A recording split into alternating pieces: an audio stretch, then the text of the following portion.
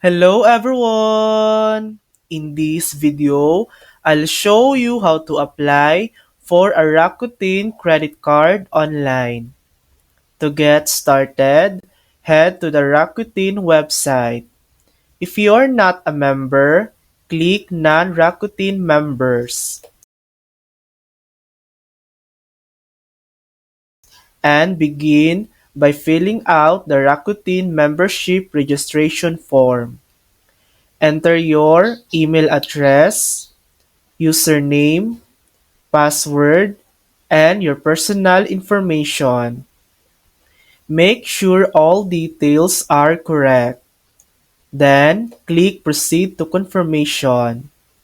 After reviewing, click Complete your registration. Once you're redirected, switch the website language to English for easier navigation. Next, click Apply for Rakuten Card and choose your preferred card brand such as Visa.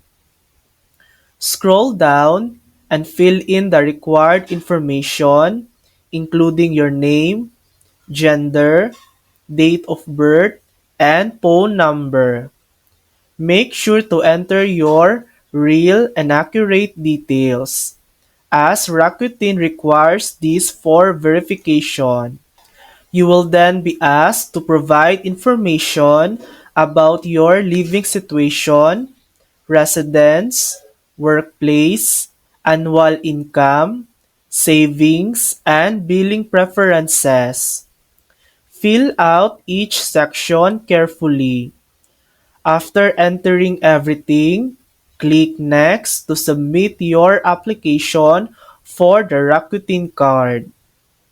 And that's it. That's how to apply for a Rakuten credit card online. Thanks for watching!